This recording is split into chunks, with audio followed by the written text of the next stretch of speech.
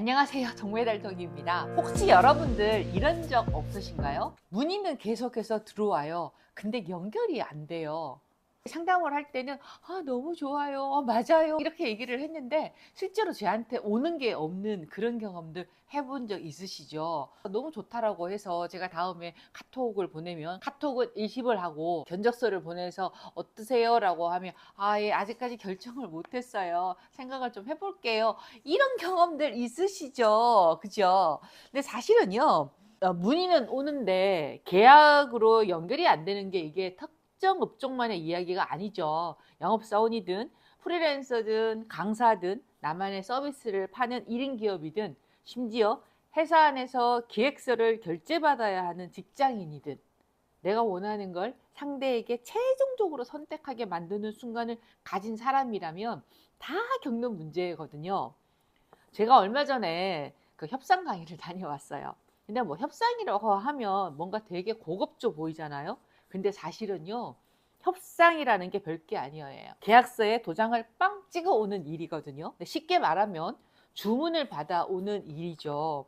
근데 뭐 계약서 도장이든 결제 사인이든 쇼핑몰의 결제 버튼을 누르는 일이든 사실은 다 똑같아요. 결국은 남의 지갑 혹은 남의 결정권을 여는 일이잖아요.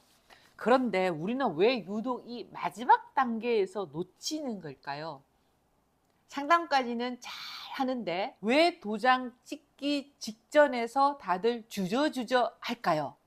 이게 참 궁금하죠? 제가 그 이유에 대해서 딱 두 가지로 짚어드릴게요. 평상시에 상담은 잘 했는데 계약서 도장을 받아오는 것을 못하신 분들이 있다면 이 영상 집중을 해주시면 끝까지 들으시면 얻어가는 팁이 분명히 있을 거라고 봅니다. 제가 그 부분을 두 가지로 요약을 해드릴게요. 첫 번째는 견적서이고요. 두 번째는 합법이거든요. 여러분들은 견적서를 어떻게 지금 넣고 있어요? 뭐 보험을 하시는 분들은 그 실비보험에서 마지막 결제, 마지막 이렇게 세팅을 하는 거일 것이고, 무엇인가요? 실제로 인테리어 하셨던 분이 이런 얘기를 하더라고요. 상담을 굉장히 많이 받고 있고, SNS를 통해서 문의는 굉장히 많이 온대요. 근데 그게 실제로 이렇게 내 계약으로 연결이 안 돼서 너무 속상하다. 근데 어디에서 막히냐라고 하면 항상 견적서에서 예산이 안 맞다라고 얘기를 한다라고 하더라고요. 예산은 이제 돈의 문제잖아요. 자, 보세요.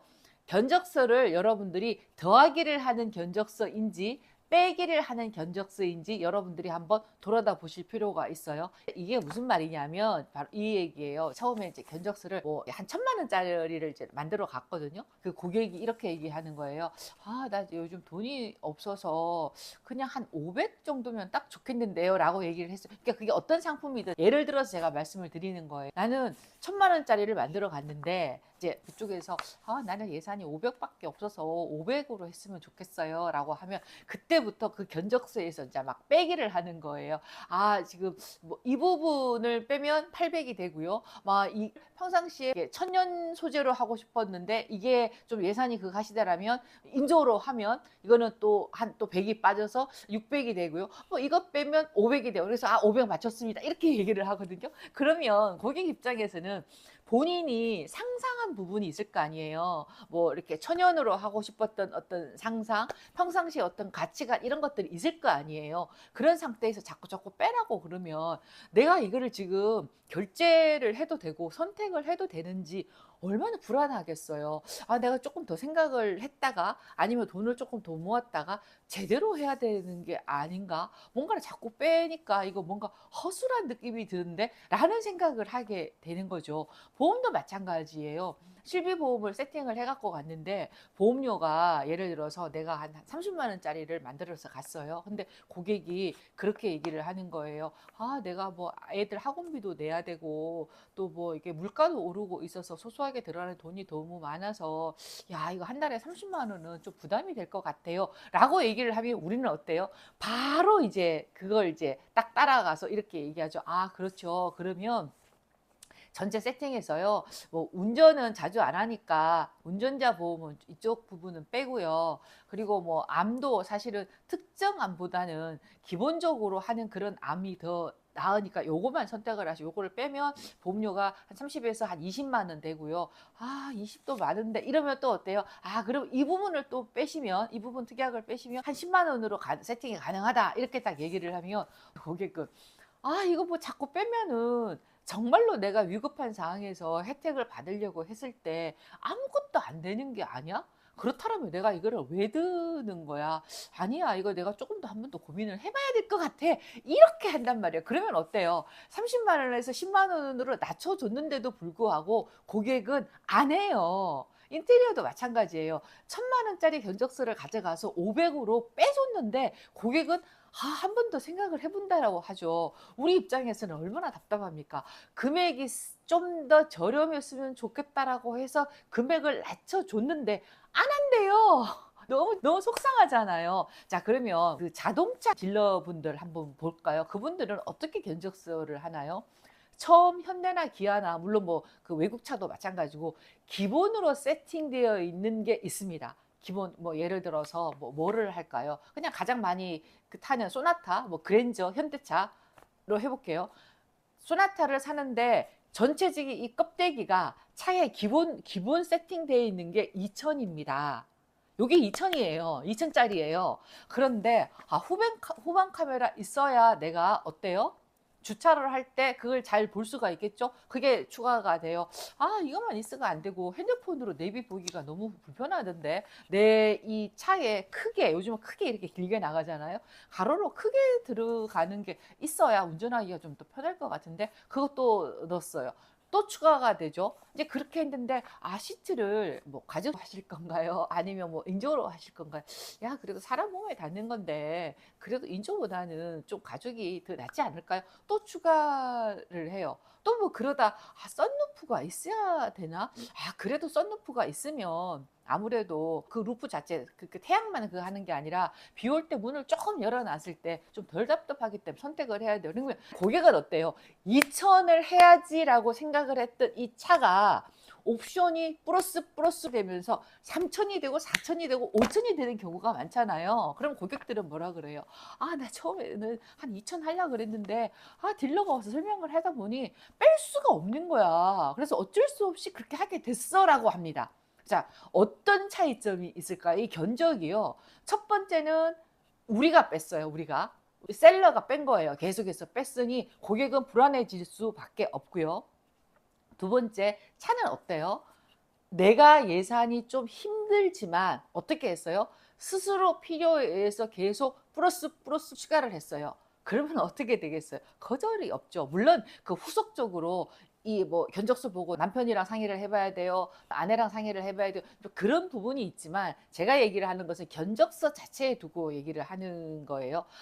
견적서에서 가격을 무조건 내리는 것을 내가 내리느냐 고객이 올리느냐에 따라서 분명히 달라진다. 그래서 견적서를 얘기를 한번 했고요. 두 번째는 뭐냐면 여러분들이 하시는 합법 중에서 만약에라는 단어를 쓰시면 안 돼요. 이게 무슨 소리냐면 만약에 인테리어를 이렇게 하시면, 만약에 주방을 이렇게 바꾸시면, 만약에 이렇게 욕실을 바꾸시면, 만약에 지금 보험을 가입을 하시면, 만약에 이 패키지로 선택을 하시면, 이렇게 얘기를 하면 이 만약에라는 것은요, 남의 것이 되는 거예요.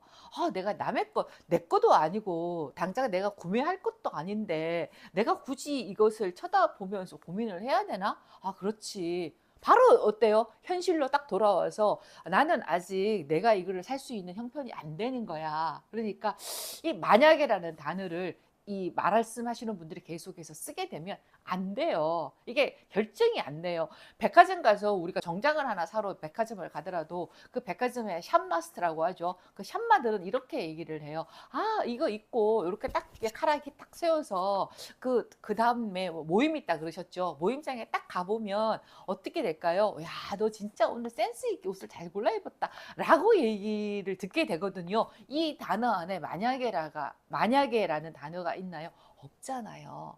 만약에 이 옷을 구매를 하셔서 그 모임 장소에 간다라면 굉장히 돋보일 겁니다라고 했을 때 내가 이 모임이 언제 있을지도 모르는 거예요. 내가 맨날 집순이이고 겨우 뭐 면접이라든가 겨우 중요한 모임 하나 가는데 뭐 입을 건데 뭐 그러면 뭐 굳이 라는 생각이 들게 되거든요. 그래서 만약에라는 단어를 쓰시면 안 돼요. 그래서 항상 어떻게 해야 되냐면 기본적으로 마치 내가 그것을 진짜로 하는 것처럼 상상할 수 있게끔 만들어 줘야 되는 게 포인트예요. 실제로 그 설득의 심리학이라는 그 책에 보면 그런 얘기가 나오거든요. 방금 제가 얘기 드린 것처럼 정확한 워딩은 아니지만 고객으로 하여금 마치 그것을 내 손에 쥐고 내가 진짜로 행위를 하고 실제로 그것을 하는 것처럼 머릿속에 상상하게 해주면 훨씬 더 설득이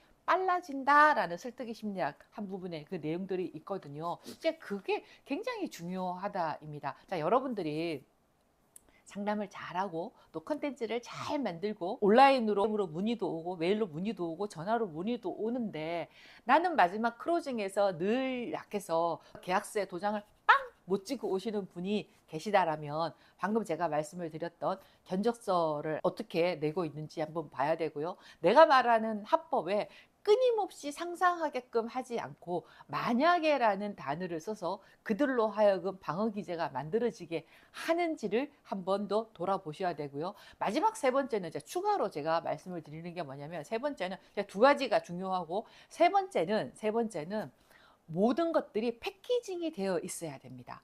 지금 방금 말한 것처럼 어떤 견적서도 패키징이 되어 있어야 적재적소에서 충분히 계약서에 도장을 빵 찍어 오는 그런 성과를 만들어 올 수 있는 다라는 얘기를 제가 드리고 싶습니다. 제가 이 콘텐츠에서 계속해서 책이랑 연결되어 있는 어떤 그 말 관련 얘기를 좀 제가 했는데요. 그동안 제가 조금 쉬긴 했죠. 근데 이걸 계속 했으면 좋겠다라는 분들이 좀 이제 의견들도 있고 또 저도 솔직히 아깝기도 하고 그래서 다시 이제 들어왔는데 제가 소상공인이라든가 어떤 조그마한 기업들을 컨설팅하고 강의를 하는 일을 하고 있어요. 그래서 여러분들의 어떤 일상에서 하는 말들이 매출로 어떻게 하면 연결이 될 수 있는가를 조금씩 집어나갈 수 있는 컨텐츠를 시리즈로 내가 조금 만들어 보려고 하거든요. 이 부분에 대해서 관심이 있으신 분들은 저장을 해서 한번 이렇게 복기를 해보시면 일에서 조금 더 플러스 알파가 될 수 있는 팁이 되지 않을까라는 생각이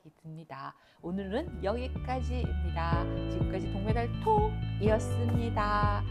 감사합니다. 안녕.